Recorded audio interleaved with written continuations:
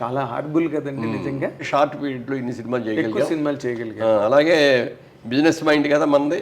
ఆ బిజినెస్ మైండ్తో మనమే బ్యానర్ ఎందుకు పెట్టుకోకూడదు, మనమే సినిమాలు ఎందుకు తీయకూడదు, మంచి సినిమాలు మనకి కేవలం వ్యాపార దృక్పథమేనా అంతే ఇందులో, లేకపోతే మనం సరిగ్గా ప్రొజెక్ట్ అవ్వట్లేదు, మనం సొంతంగా తీసుకుంటే మనం ఎలివేట్ అవ్వచ్చు మనం అది ఉంది. ఎందుకంటే ఇప్పుడు మనం బిజినెస్ చేసుకోవటం ఒకటి, ఈ బిజినెస్ చేస్తూ మంచి సినిమాలు మనం కొనుక్కొని మనం హీరోగా చేస్తా ఉంటే మనకు కూడా మంచి క్యారెక్టర్లు వస్తాయి, మంచి సినిమాలు వస్తాయి అనేది కూడా ఈ రెండు దృష్టిలో పెట్టుకొని మొట్టమొదట అప్పుడు మురళీ చిత్ర బ్యానర్, ఆ మురళీ చిత్ర బ్యానర్ మీద రామదండ అనే సినిమా తీసాం. ఆ రామదండ అనేది ఒరిజినల్ సినిమా, మళలై పట్టాళం అని తమిళ సినిమా. బాలచంద్ర గారు తీశారు ప్రొడ్యూసర్. ఓకే. దానికి డైరెక్టర్ హీరోయిన్ లక్ష్మి గారు డైరెక్ట్ చేసింది. ఆవిడ మన జూలీ లక్ష్మి గారు, లక్ష్మి గారు డైరెక్ట్ చేసింది. సినిమా పెద్ద హిట్ అయితే నాకు బాగా నచ్చింది. వెంటనే బాలచంద్ర గారిని అడిగితే తీసుకో, తెలియక అయితే ఇస్తాను, రైట్స్ ఇస్తాను అన్నాడు. రైట్స్ కొనేసాం. సార్ ఎవరు డైరెక్టర్ అన్నారు ఆయన. లక్ష్మి గారిని పెట్టుకుందాం అనుకుంటున్నామండి, మీరు ఒక మాట చెప్తే వెళ్ళి కలిసి వెళ్ళి అడ్వాన్స్ ఇచ్చి వస్తామండి అన్న. ఆవిడ చేయదయ్యా, నాకు తెలిసి ఈ ఒక్క సినిమా అంది ఆవిడ చాలా స్ట్రాంగ్ అంటారు.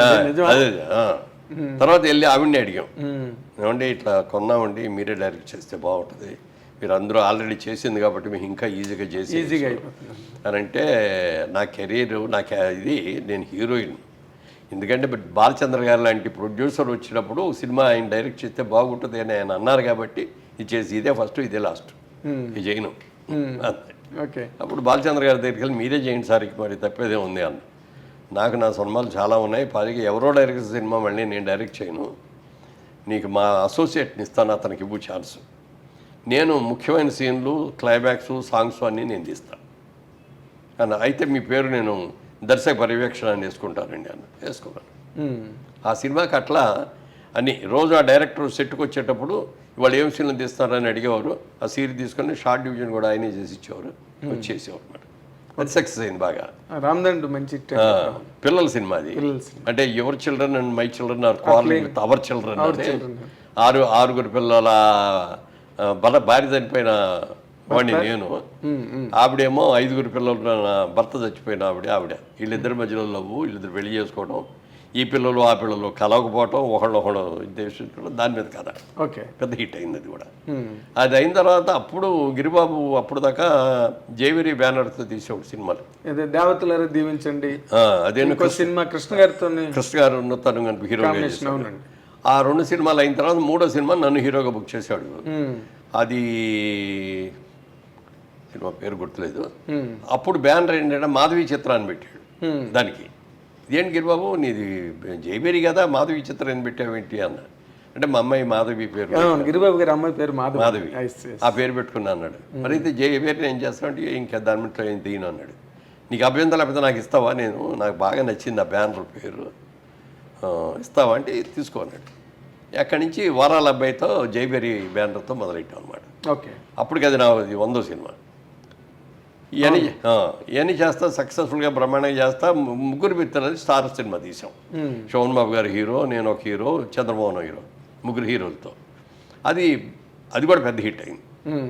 ఆ ఇదిలో మొట్టమొదటి నేను చెప్పాను కదా మీకు అని అంటూనే ఉండేవాడు శోభన్ బాబు గారు. ఆ సినిమా హిట్ అయిన తర్వాత అడిగాడు ఒక రోజున, మీ ఎర్నింగ్స్ అన్ని ఎక్కడ ఇన్వెస్ట్ చేస్తున్నారు మురళీమోహన్ గారు? అక్కడ పడింది.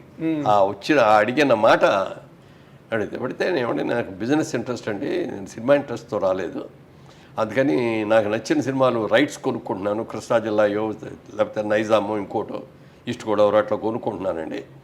అలా కాకుండా జేబేరి బ్యానర్తో సినిమాలు తీస్తున్నాను. ఇంకో 2 డిస్ట్రిబ్యూటింగ్ కంపెనీలో షేర్ హోల్డర్ అయ్యానండి. ఒకటేమో నైజాం డిస్ట్రిబ్యూషన్ కంపెనీ, ఇంకోటేమో ఆంధ్ర డిస్ట్రిబ్యూటింగ్ కంపెనీ. ఆ 2 షేర్ హోల్డర్ అండి అన్నాడు. మిగిలిన అన్నీ చాలా బాగుంది మీరు చెప్పినాయి, ఈ 2 మాత్రం మీరు తప్పు చేస్తున్నారు అన్నాడు. అదేమిటి అన్న, వాళ్ళు ఎవరో కష్టపడి సంపాదించి ఇస్తారంటే నీ అంత ఎర్రాడు ఎవరు ఉండరు కాదండి, నాకు చాలా మంచి వాళ్ళు అండి, అది ఎంత మంచి అయినా అది జరగదు, డబ్బు దగ్గర జరగదు. ఆయన అన్నట్టే 1 సంవత్సరం అయ్యేటప్పటికి ఒక కంపెనీ మూతపడిపోయింది. దాంట్లో మనం పెట్టిన పెట్టుబడి మొత్తం పోయింది. 2వ కంపెనీ అది కూడా అయింది. అది దాంట్లో పెట్టిన డబ్బు పోవటమే కాకుండా దాంట్లో అప్పుడు పార్ట్నర్ నేను ఉండేటప్పటికీ ఆ కంపెనీ చేసిన అప్పులన్నీ నా మీదకి వచ్చింది. మీరు ఇమేజిన్ పర్సన్ కదా. అంతా నా మీద వచ్చింది. ఏంటంటే నాకేంటి సంబంధం, నేను ఎప్పుడన్నా మీ మొహం నేను చూసానా, లేకపోతే నేను ఎప్పుడన్నా డిస్ట్రిబ్యూటింగ్ ఆఫీస్లో నేను కూర్చోవడం మీరు చూసారా? సంతకాలు పెట్టానా? నేను సంతకాలు పెట్టలేదు కదా సార్. సంతకాలు పెట్టమని కంపెనీలో మీరు partner, you're a sound partner, అందుకని మీరే ఇవ్వాలి. మాటర్ గారు పిలిచి ఏంటంటే ఇట్లా అంటున్నారు, ఏంటంటే తప్పదండి వాటి ఇవ్వాల్సిందే అన్నాడు మాటర్ గారు కూడా. అది కోర్టుకు వెళ్ళినా కూడా వాళ్ళే గెలుస్తారని. సరే అప్పుడు అందరిని పిలిచి, బాబు నాకు సంబంధం లేదు, నా డబ్బులన్నీ పోయినాయి, అయినా మీరు అందరూ నా మీదకి వచ్చారు కాబట్టి ఒక కండిషన్ అయితే ఇస్తాను అన్న. చెప్పండి అన్నారు. మీరు ఎంత డబ్బు ఇచ్చారో ఆ డబ్బుకి ₹1 కూడా వడ్డీ ఇవ్వను, మీరు ₹100 ఇస్తే నేను 50 ఇస్తాను మీకు, దాంతో సరిపెట్టుకుంటానంటే నేను ఇస్తాను, నా బాధ్యత లేకపోయినా ఇస్తాను, అదేలేండి, నేను అందరూ మోరల్గా ఇస్తాను అంటే సరే అన్నాడు. ఆ ప్రకారంగా అందరికి సెటిల్ చేస్తే అప్పుడు దాకా సంపాదించిన డబ్బంతా దీనికి సరిపోయింది. అప్పులు తీర్చడానికి అప్పుడు సోమనాథ్ గారి దగ్గరికి వెళ్ళాను. ఏమండి మీరు చెప్పిందే జరిగింది సార్, 2 కంపెనీలు మూతపడిపోయినాయి, పెట్టిన పెట్టుబడి పోగొట్టడం కాకుండా మళ్ళీ ఎదురు కూడా కట్టాల్సి వచ్చింది అన్న అని. అప్పుడు అన్న, ఏమంటే మీరు నాకంటే సీనియర్ హీరో, నాకంటే పెద్ద హీరో, బాగా ఎక్కువ రెమ్యూనరేట్స్ తీసుకున్నారు, పెద్ద హిట్స్ సినిమాలు ఉన్నాయి, మీ ఎర్నింగ్స్ అన్నీ ఎక్కడ పెడతారండి అన్నాను. ఓకే, మీరు అడిగారు? నేను అడిగా ఆయన్ని. అడిగితే అప్పుడు చెప్పాడు ఆయన, ఈ ప్రపంచంలో 3 వంతుల సముద్రం, 1 వంతే ల్యాండ్ ఉన్నది, దీంట్లో కూడా మనం మంచు పర్వతాల్లో వెళ్ళి బతకలేము, ఎడార్లు వెళ్ళి అంతకంటే బతకలేము, అందుకని నివేశ స్థలం ప్రపంచంలో ఉన్నది లిమిటెడ్. ఈ లిమిటెడ్ది భూమిని మనం పెంచలేము, దేవుడు ఏది సృష్టించాడు అదే భూమి, అంతే, అంతవరకే ఉంటుంది. జనాభా చూస్తే ప్రపంచం యావత్తు ఎటు చూసినా జనం విపరీతంగా పెరిగిపోతున్నారు కదా. రాబోయే రోజుల్లో ల్యాండ్కి డిమాండ్ వస్తుంది అని చెప్పి నా ప్రతి రూపాయిని నేను ల్యాండ్ కొనేస్తాను, ఎక్కడ దొరికితే అక్కడల్లా. మెడ్రాస్ చుట్టుపక్కల అంతా ఎన్ని ల్యాండ్లు, 100 ఎకరాలు కొన్నాడు ఆయన.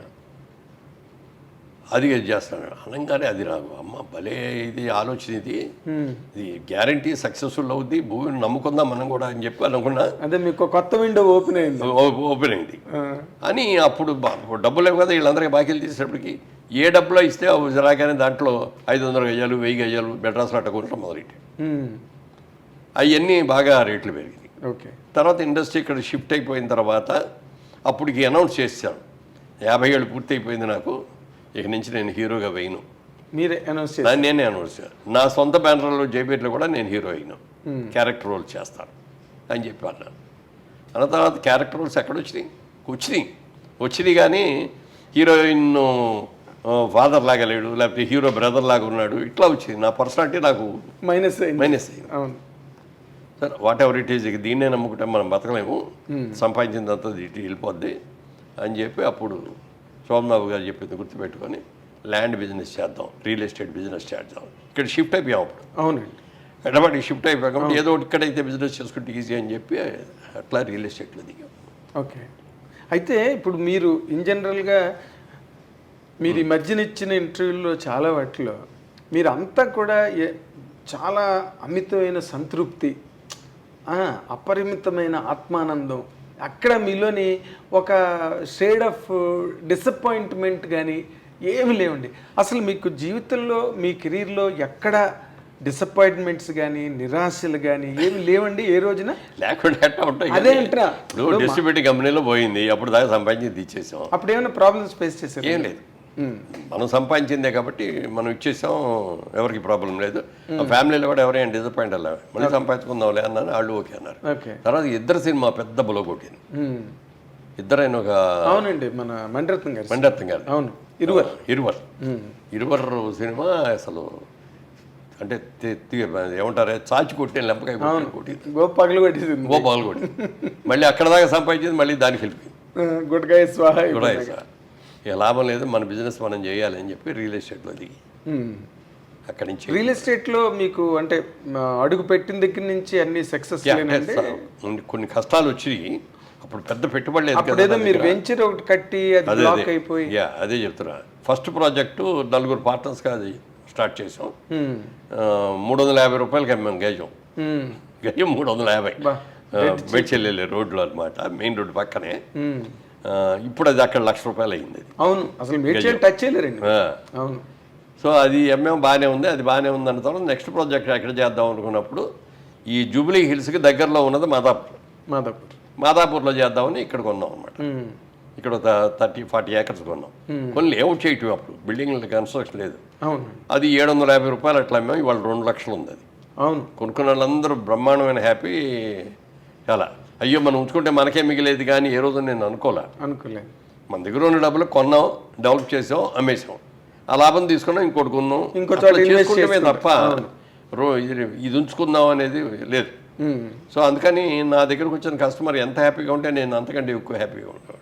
అదేలేండి, అంటే మీరు ఎక్కడ బ్లాక్ అవ్వలేదు, రొటేషన్లో వెళ్ళిపోయారు. తర్వాత ఏంటంటే నాకున్న టాలెంట్కి కానీ ఇది నేను మొదటి నుంచి చెప్తున్నా కదా, నేను ఒక సగటు మనిషిని అని. దేవుడు నాకు అంతకంటే ఎక్కువ ఇచ్చాడు చాలు. అవును, కోరుకుంది కూడా ఇచ్చాడు దేవుడు చాలు అనుకున్నారు తప్ప. అందుకని ఎక్కడ నెగిటివ్ థాట్ అనేది రాలేదు. తర్వాత నేను ఎప్పుడు పాజిటివ్ థింకింగ్, ప్రతిదీ ఏ విషయం వచ్చినా ఏ ఇష్యూ వచ్చినా పాజిటివ్గానే ఆలోచిస్తాను తప్ప నెగిటివ్గా అసలు ఆలోచించను. నాగేంద్ర కుమార్ వస్తున్నాడంటే నేను ఎందుకు వస్తున్నాడు, నన్ను ఏం అడుగుతాడు, ఏదైనా ఇది చేస్తాడా అనేది చూడను. అదేలేండి, చాలా నవ్వుతూ పలకరిస్తాను, చాలా సరదాగా గడుపుతాము.